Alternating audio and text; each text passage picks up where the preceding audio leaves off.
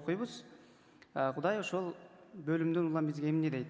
8-бөлүмдө Кудай эмнелерди айткысы келген, эмнелерди жасады, Кудайдын кандай күчүн көрдүк, көрөбүз. Андан соң Нухтун жашоосу. Келиңиздер чогуу 1-аяттан ылдый карап окуйлу. Андан соң ошол керектүү ойлорду чогуу талкуулап, чогуу ой жүгүртөбүз. Башталыш 8-бөлүм 1-аяттан ылдый. Кудай Нухту жана кемедеги баардык жаныбарлар менен малдарды эстеп, жер бетине шамал жиберди. Ошондо суу тартыла баштады. Түпсүздүктөгү булактар менен асман терезелери жабылып, асмандан куйган жамгыр басылды. Суу болсо акырындап жер бетинен кайта баштады. 150 күндөн кийин суу тартыла баштады. Кеме 7-айдын 17-күнү Арарат тоолорунун үстүнө токтоду. Суу 10-айга чейин тынымсыз тартылып, 10-айдын 1-күнү тоо чокулары көрүндү. 40 күндөн кийин Нух кемедеги өзү жасаган терезени ачып, бир карганы кое берди. Карга кемеден учуп чыгып, жер кургагыча учуп кетип кайра учуп келип турду. Суунун жер бетинен тартылганын билиш үчүн андан кийин көгүчкөндү кое берди. Бирок көгүчкөн бутун коерго жер таппай, кемеге кайрылып келди. Анткени бүт жер бетин дагы эле суу каптап турган эле. Нух колун сунуп, көгүчкөндү кармап, кемеге киргизип алды. Анан дагы 7 күн кое туруп, көгүчкөндү кайрадан кое берди. Көгүчкөн ага кечке маал кайрылып келди. Анын тумшугунда зайтун дарагынын жаңы үзүлгөн жалбырагы бар эле. Ошондо Нух жер бетиндеги суунун тартылганын билди. Ал дагы 7 күн кое туруп, көгүчкөндү кое берди, бирок ал ага кайрылып келген жок. Нух 601 жашка чыкканда, 1-айдын 1-күнүнө караганда жер бетиндеги суу тартылды. Нух кеменин үстүн ачып караса, жердин үстү кургап калыптыр.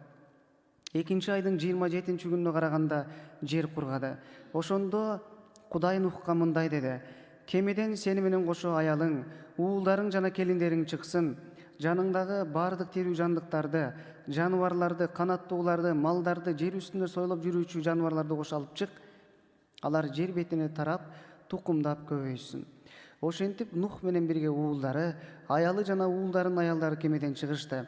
Баардык жаныбарлар, жер үстүндө сойлоп жүрүүчү баардык жаныбарлар, баардык канаттуулар, жер бетинде кыбыр эткен баардык тирүү жандыктар түр-түрү менен кемеден чыгышты. Ошондо Нух теңирге курмандык чалынуучу жай куруп, ар кандай адал малдан, ар кандай адал канаттуудан алып келип, курмандык чалынуучу жайдын үстүнө бүтүндөй өрттөлүүчү курмандык чалды. Теңир жагымдуу жытты искеди да жүрөгүндө мындай деди: мындан ары адам үчүн жерде каргабайм, анткени адамдын ойлору жаш жагынан эле жаман. Мындан ары баардык тирүү жандарды топонсу менен кырбайм. Мындан ары жерде жашоо болуп турганда эги сөйүү менен ору жыйуу, суук менен ысык, жай менен кыш, күн менен түн токтобойт. Амин. Биз ушул өткөн 7-бөлүмдө аябагандай ушул керектүү маалыматтарды, керектүү ойлорду бир тууганым бөлүшүп берген. 8-бөлүмдө дагы ошол болуп өткөн, болуп жаткан окуялардын уландысы.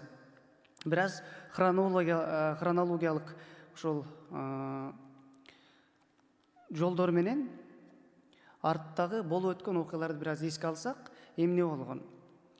Нух кемеге кирген мезгилде, ал жерде кемеге киргенден кийин Кудай эшигин жапты дагы, анан дароо жамгыр жаап, топон суу каптап калган жок. Ушул болуп жаткан иш акырындык менен уланып, анан күчөп отуруп, анан биз 8-бөлүмдө окугандай эле, анан акырындык менен суу тартыла баштады. Дароо бир заматта, бир мезгилде жок мындай көз ачып жумгуча өзгөрүп кеткен жок. Мисалы алалы, Кудай асман менен жерди жараткан мезгилде, жаратып жаткан учурда, мисалы үчүн 1-күнү жерди жаратып, анан ошо жерге бир жарык орнотуп, анан 2-күнү дагы ошондой бир өзгөрүүлөр менен жаратып атса, башкача айтканда Кудай өз сөзү менен бир күндө эбегейсиз чоң иштерди жасап атат. Ал эми Кудай ушул эле жерде асман терезелерин ачып, жердеги туңгуюктагы суулардын баардыгын болсун деди, болду, бирок дароо эле суу каптап калган жок. Эске алсак, суу, андагы балыктар бир эле күндө жаратылган, мисалы үчүн, бир эле күндө. Ал эми бул жерде бир жылдан ашыгыраак жылдап ушундай суу каптап, анан суунун тартылышы дагы акырындык менен өзгөрүлүп жатат. Бул жерде таң калыштуу ушундай бир ой кетет. Эмне үчүн Кудай дароо топон сууну бастырып койгон жок дагы, дароо ушул ишти 1 жылга создуртпай эле бир 2 күндүн ичинде жасап койгон жок деген дагы бир ойлор болушу мүмкүн. Ушунчалык кызык, анткени Кудайдын ушундай оюн, Кудайдын анын ой жүгүрткөнүн биз түшүнө албайбыз. Эмне үчүн андай кылды, эмне үчүн Кудай биз ушундай жасадың деп бир адамга берген сыяктуу же бир окмушту менен сүйлөшкөндөй биз сүйлөшө албайбыз. Анткени Кудайдын планы адамдардын максатынан, оюнан, бүт акылмандуулугунан жогору. Качан топон суу анын белгилери башталганда, жамгыр жаап, анан суулар ошол жердеги туңгуюктагы түпсүздүктөгү суулар оргуштап чыккан мезгилде 2-айдын 17-күнү болчу. Ал эми качан алар кургактык пайда болгон мезгилден кийин же болбосо кемеден чыккан күндөрү аркы жылы же болбосо 1 жыл өтүп, ошолай өтүп, кийинки жылдын 2-айынын 27-күнү анан топон суу токтойт дагы, анан кургактык ошол жерде пайда боло баштайт. Башкача айтканда, эгерде эсептеп келген мезгилде 1 жыл 10 күн убакыттын ичинде ошол Кудай ушул иштердин баардыгын жасап, элди топон суу менен кырып, андан соң анын ичинде жаныбарлардын кемеге кириши, көгүчкөндүн, карганын учуп келип туруусу, ошонун баардыгы ичинде 1 жыл 10 күндү ошо жалпылап турат экен. Суунун бир максималдык же болбосо эң бийик көтөрүлгөн жери, эгерде бүгүнкү күндөгү эң бийик тоо Эверест чокусун ала турган болсок, Эвересттен бир 15 чыканак. Узун бойлуу адамдын ушул чыканагынан ортондун башына чейин 50 сантиметр болот. Ошондо бир болжол менен 7,5-8 метрдин аралыгында көтөрүлгөн экен. Анан акырындык менен 150 күн өткөндөн кийин суу төмөндөй баштады. Анан 7-айдын 17-күнү башка айтканда 5 ай бою суу каптап турду. Акырындык менен Арарат тоолоруна барып токтоду дейт. Эми эгерде машина менен биз жолдо бара жатып, бир ташты тебелеп дөңгөлөк ташка уруна турган болсо, ошону адам сезет. Так эле ошол сыяктуу кеменин дагы бир кандайдыр бир тоскоолдукта такалып калгандыгын ичиндеги адамдар сезген. Анткени ошол мезгилде тоонун чокуларына кеме барып токтогон эле. Анан 10-ай деген дагы сөз бар. Мында 8 ай болжол менен убакыт өтөт. Ошентип суу акырындык менен тартылып отуруп, 2-айдын 27-күнү дегенде анан кургактык өкүм сүрүп атат. Экинчи биз маани бере турган нерсе, бул жерде кемеге бир аз ой жүгүртөлү. Негизи бүгүнкү биздин темабыз 8 адамдын аман калышы деген өзүнчө тема, чоң тема. Бирок ага чейин биз ошол жердеги бир маани бериле турган нерселерге көз чаптырбасак, анда биздин оюбуз ошол туура бир жетик болбой калат. Кеменин бул символикалы же болбосо салыштырып караганда, бул бүгүнкү күндөгү жана ошол мезгилдеги жыйындын бир салыштыруу иретинде айтканда бир жыйындын прообразы деп койсо болот. Жыйын десек болот да. Бул ошол буюм, ошондой эле жыйын. Жыйындын ичинде адамдар болгондой эле, жыйын чоң здание болгондой эле, мекеме болгондой эле, баягы Нухтун үй бүлөсү, анын балдары, келиндери, бул өзүнчө жыйын. Ошондой бир салыштырып караганда. Ал эми өткөн биз бөлүмдөрдө, 7-бөлүмдө, 6-бөлүмдөрдө, ошол жердеги андан мурдагы бөлүмдөрдө адамзаттын ушунчалык бузулгандыгын көргөнбүз. Анан Кудай ушунчалык күткөн, чыдаган, алардын бүткүл ыпластык иштеринин ушул кечирилип, кайрадан бир кечирим алуусуна дагы 120 жыл убакыт коротту. Ошол мезгилде анан Кудай чечим чыгарды. Бул элди жок кылыш керектигин. Анткени адамдын жүрөгү ушунчалык булганып, бузулуп кеткендиктен, ыплас болуп кеткендиктен улам Кудай канчалык иштерди жасабасын, канчалык ошол мээримин төкпөсүн, ошол мээримди барктабасын, кийинки муун түшүнбөсүн билген. Ошондуктан адил гана бир үй бүлө калды, ал Нухтун үй бүлөсү эле. Калган Нухтун ушул чоң аталары Матушал 969 жыл жашаган деген ушул. Ушул Библияда эң старец же болбосо бир кар кишини биз байкайбыз. Ошол адам дагы топон суу астында калып калды деген да бир окумуштуулардын ойлору бар экен. Бирок эгерде бир кызыгыраак маалымат, Нух Адам атаны көргөн эмес. Адам ата менен Нух энени көргөн эмес. Андан кийинчерээк туулуп калган. Эми биз бир тараптуу ушундай бир салыштырмалуулук менен караганда, жыйын бүгүнкү күндө көтөрүлүп, асманга көтөрүлгөндөй эле келечекте ушу Нухтун кемеси да көтөрүлүп отурган. Көтөрүлгөндөн көтөрүлүп отуруп ушунчалык бийик деңгээлге жеткен. Кудайым эгерде өмүр берип, жашаганга дагы демибиз чыгып турганда, эгерде Ыйсанын келе тургандыгын ушу тирүүлүк мезгилибизде көрө турган болсок, анда бир мезгилде жыйын да көтөрүлөт. Бийиктегенден бийиктеп көтөрүлүп ушул дүйнөдөн арылабыз. Кийинкиси бул аракет жана ишеним. Биз ушул башталыш китебинде бир Нухтун ушунчалык бир чыдамсыздык менен кургактыкты издеп ушундай бир аракет жасаганын көрөбүз.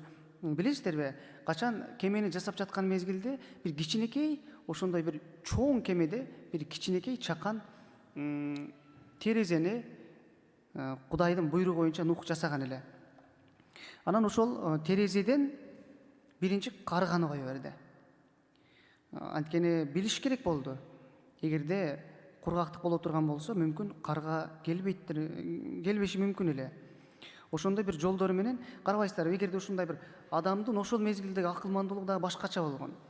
Бүгүнкү күндө мындай заманбап адамдар ошондой топон суу, Кудай сактасын, топон суу астында кала турган болсо, эмнени биринчи кое бермек? Менимче жанагыл дрон деп коет эмеспи, бүгүнкү күндө ошол асмандан видео, ошондой бир фотолорду, сүрөттөрдү тарта турган технологиялык жабдыктар менен учуруп, пульт менен башкарып, ошондой текшерип карап көрмөк. Ошол мезгилдеги жанда квадроскоп же болбосо дрон деп бүгүнкү күндө заманбап технологиянын терминдери, аттары менен атап атам, кечирип коесуздар. Бирок түшүнүктүү эле. Нухтун ошол квадроскобу көгүчкөн менен карга болгон. Эми ушул эки жандыктагы бир мааниге ээ. Бүгүнкү күндө көгүчкөндү биз мына Орусия жергесинде аябагандай көп байкайбыз. Мен кече жакында бир көгүчкөн кармап алдым, нан берип атып, нан жеп атып алдыма келген экен. Анан кармасам байкуш же чокубайт, мындай бир өзгөчө бир сонун жандыкта. Аны карап бир аяр мамиле кылгым келет. Анан үйгө чейин барып бир мактанайын деп элдерге көргөзүп, анан элдердин көзүнчө муну учурдум да. Негизи аны ойлоп калышты, мүмкүн үйүнө алып барып муну бир кууруп жейт деп. Бирок чындыгында андай эмес. Көгүчкөн өзү сонун жандык. Бүгүнкү күндө жер жүзүндө көгүчкөндү бир кубанычтын, тынчтыктын бир ушундай бир образы же болбосо ошондой бир салыштырып айтышат эмеспи? Эми карга. Нух ошол суунун тартылганын билиш үчүн адегенде карганы, бир карганы кое берет, кемеден учуп, жер кургагыча учуп кетип, кайра учуп келип турду дейт. Бирок эми карганын колуна конгон жок да. Ал жерде айткан жок, көгүчкөндү Нух колуна алып кармап алды дейт, терезеден колун чыгарып. Ал эми карга мүмкүн ошол бир кургагыраак жерден орун таап, кеменин ошол жерде конуп, анан келип кетип турушу мүмкүн. Эми бир чети ушул жерде ар кандай Библияны талкуулоо изилдөөчүлөрдүн ойлору бар экен. Эми бул бир жыйынтыктуу, бир тартиптүү ой эмес, ушундай бир ойлорду айтышкан экен. Качан адамзат кырылганда, алардын өлүктөрү суунун үстүндө көтөрүлүп чыгып калган. Карга мүмкүн ошол өлүктөрдү барып жеп, курсагын тойгозуп, анан кемеге учуп келип турган. Эми бул жерде карга бир же эки күн турган жок да, бир канча убакыт өтүп атат. Карга ач карын алып өлүп калышы мүмкүн эле. Ал эмнеден улам тамактанды? Ошондон улам айтышат, ошол өлүктөрдөн барып жеп, анан кайра келип, ошентип курсагын тойгозуп турган деп. Эми көгүчкөнгө маани берели. Көгүчкөн биз жогоруда айткандай бир өзүнчө бир сүйкүмдүү жандык. Анан 9-аятта, 8-бөлүм 9-аятта, бирок көгүчкөн бутун коерго жер таппай, кемеге кайрылып келди. Анткени бүт жер бетин дагы эле суу каптап турган эле. Нух колун сунуп көгүчкөндү кармап, кемеге киргизип алды. Анан дагы 7 күн кое туруп, көгүчкөндү кайрадан кое берди. Билесиздерби, көгүчкөн ал жерде бир кургак жай тапкан жок. Анан кайра Нухтун колуна келди. 7 күн кое туруп, кайрадан көгүчкөндө кое берди. Мүмкүн ошол көгүчкөн, мүмкүн башкабы, айтылбайт. Анан ал кайра келди. Бирок анын тумшугунда зайтун бутагынын жаңы бир бүчүр алган десек болобу, көктөгөн ушундай чөбү бир бутагы бар эле. Анан алып келди. Эми ушул эки жандыктан дагы бир жакшы бир сабак ала алабыз. Кандай сабак ала алабыз? Кудайды таанып жыйынга көптөгөн адамдар келет. Бирок алар келет дагы жыйынга бир кандай максат менен келгенин билбейсиң. Бирок ал адамды тааныбайсың дагы. Анткени ал адам жыйындын ичинде болгону менен рух аны менен болбойт.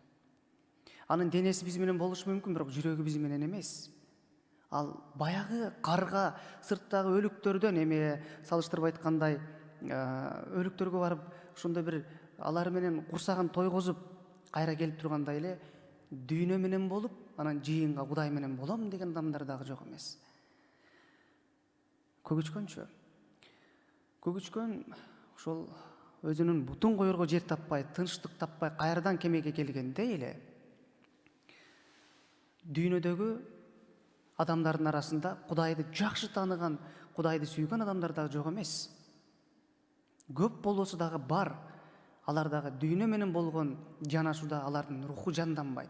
Руху алар менен эмес, тынчтык таппайт дүйнөдөн. Ошондуктан алар жыйынга келет. Нух колун сунуп көгүчкөндү алгандай эле ишенген, Кудайды сүйгөн адамды Кудай дагы жыйында өзүнүн рух менен тосуп алат. Анан кийинки биз ой жүгүртүмдөрдө биз асманды көксөп, бейишти көксөп, Кудайдын келүүсүн каалагандай эле Нух дагы кургактыкты көксөгөн. Жаңы жерге ээ болуусун ал сезип турган, анда үмүт бар эле. Эми бүгүнкү күндө биз мисалы үчүн алыс биз Орусия жеринде иштеп жүрөбүз, учурда эмгектенип убактылуу. Анан Кыргызстандын кайсы бир биздин жакындарыбыздан келе турган болсо, аябай бир мындай жүрөктө бир кубаныч, анан бир чети тынчтык жок болот го. Аман эсен келер бекен, аман эсен бир келип алса экен, кандай болот экен, кандай өзгөрүлүптүр, кантип тосуп алсам. Так эле ошондой сезимдер Нухта да болгон. Нухка кадимки адамдардан айырмасы болгон эмес. Анда дагы бүгүнкү күндө биздеги сезимдер, сезимге алдыруу, күтүү, сезүү, сүйүү деген анда дагы Нухта жок эмес, бар болгон. Анан ошентип, андан кийинки ойлордон биз жаңы дүйнө. Жаңы дүйнөдө эмне болду алар? Кудай жер бетин тыйпыл кылып жок кылды. Андагы мүмкүн эми бир жылдын ичинде жанагы жануарлар өлүп жок болгондон кийин жер бетин таптаза кылып салды, жанагы жердин сферасы же болбосо бир шаарчасы гана калды. Көп ким эгерде мындай сүрөттөрдү же мультфильм, ушундай бир документальный деп коет, атайын ушул тарыхтын негизинде чагылдырган фильмдер бар. Жер көкмөк болуп калган, суунун түсү.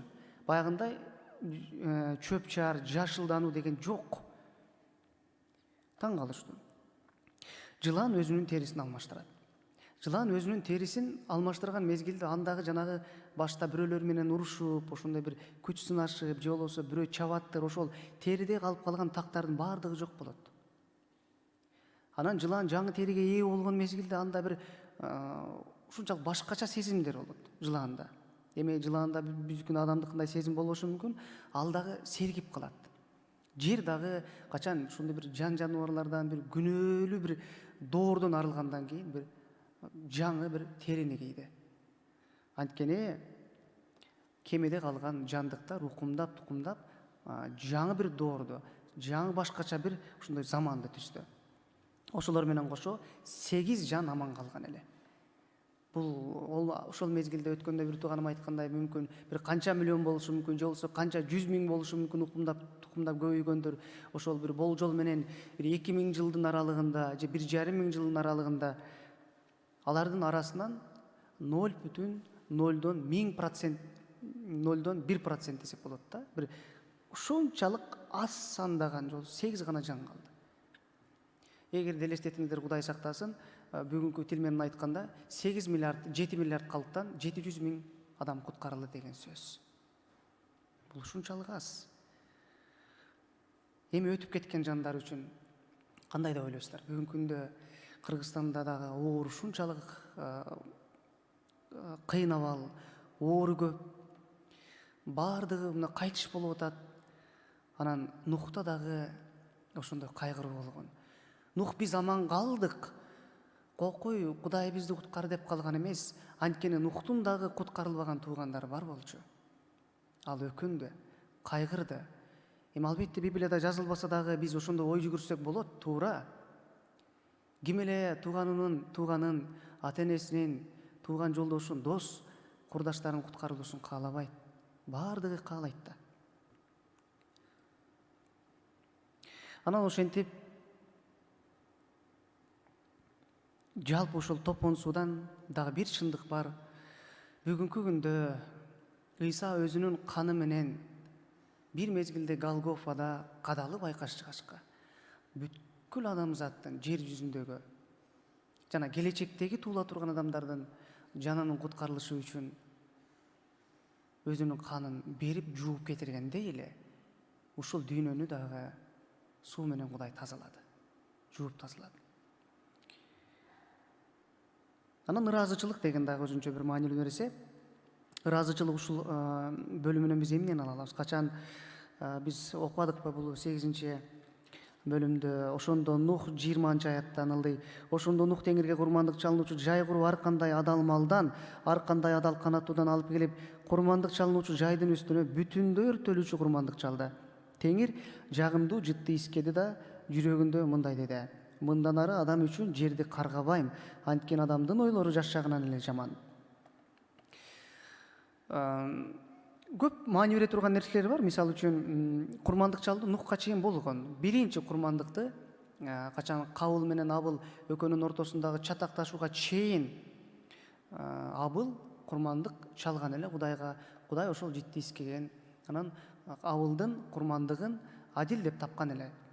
Ошондой бул курмандык чалынуу бир гана бир Ыйсанын ошондой бир чагылдыр прообразын, ошондой бир анын келечектеги боло турган бир пайгамбарчылыкты түшүндүрбөстөн, курмандык чалуу бир ыраазычылыкты, Кудайга бир кубанычың менен келүүнүн дагы бир өзүнчө ошондой бир элесин, же болбосо ошондой чагылдырат десек болот. Кандайча? Бул мүмкүн Кудай ошол кемени сактабаганда ал кеме тыптыйпыл болуп калмак. Бүгүнкү күндөгүдөй кеме ушунчалык бекем болгон эмес. Мен уккан эмесмин ушул 1 жыл 10 күн бир Титаниктин же болбосо чоң бүгүнкү күндө заманбап өзгөчө бир чоң масштабтуу кемелердин 1 жыл бою ошол Кара деңизде болсо же Атлантика деңизинде сүзүп жүргөнүн.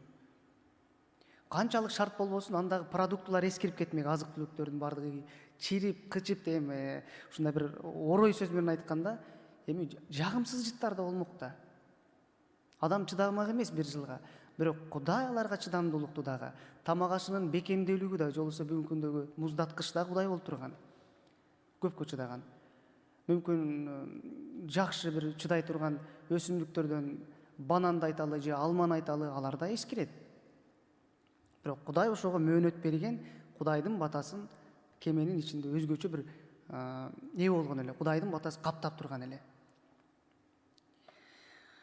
Ошентип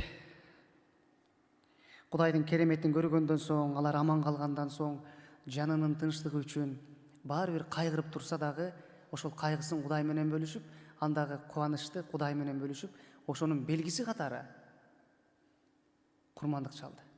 Бир эле бир койду, ошончо мал аз болсо дагы, ар биринен 2ден 7ден ошондой аз сандаган малдар болсо дагы, Нухтагы ачык кең пейилдикти көрүп жатарбызбы?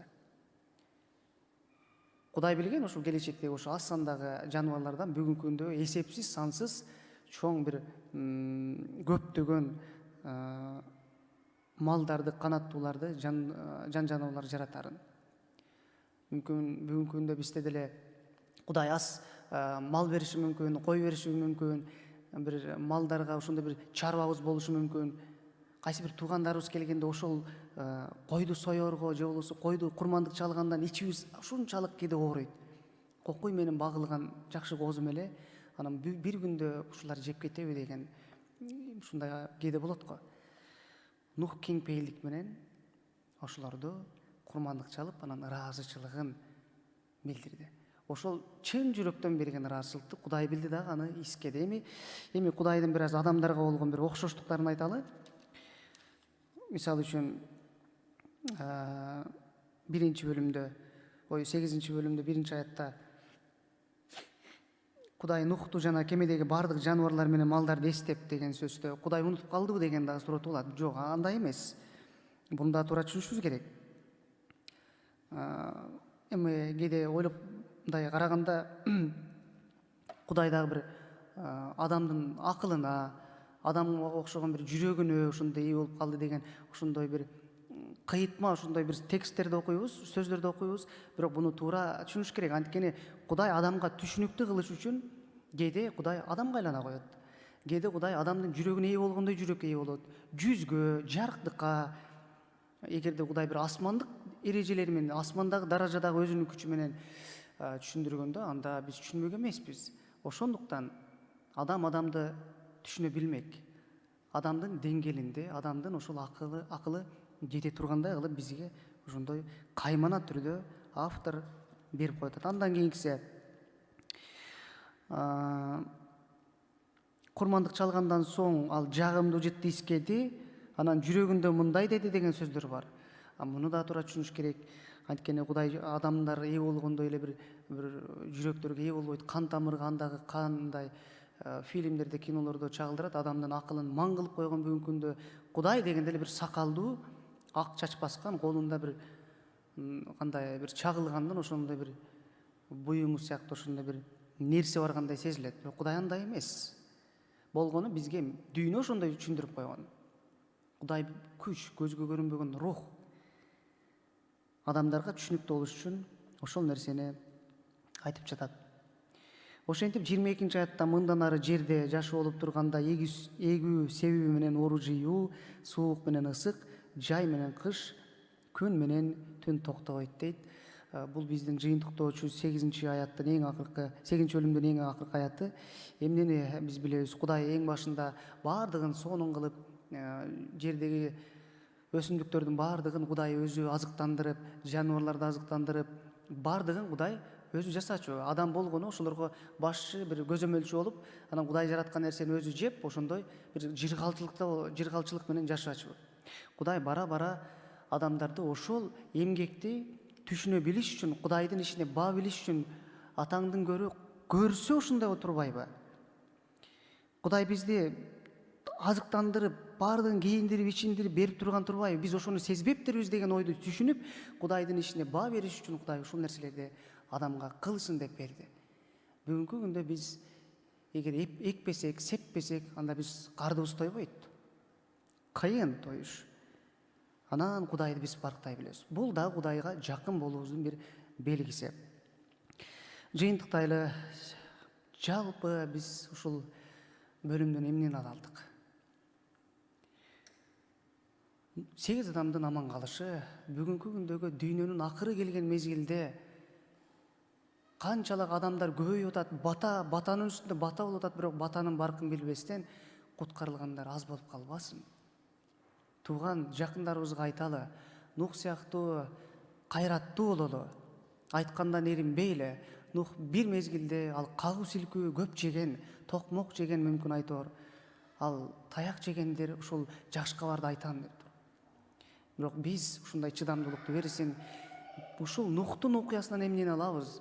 Чоң үлгү, чоң күзгүн алабыз. Келечекте сен дагы ошол адамдарга окшоп төөлүктө азапка калбашың үчүн, өлүп калбашың үчүн сен азыркы Ыйсанын чакырыгын уккун. Ошол бир мезгилдеги Нух аркылуу чакырык берген рух ошол Ыйса болчу. Кудайым ар бириңиздерге батасын берсин. 8-бөлүмдү окуп, андан бир ушунчалык бир трагедиялуу, кайгылуу нерсени эмес, кубанычтуу нерсени да алсак болот. Биздин башыбызга мындай топонсу келген жок. Бул эскертүү. Али бизде убактыбыз бар экен. Ошондуктан убакыт барда Кудайым ар бириңиздерге батасын берсин. Келиңиздер.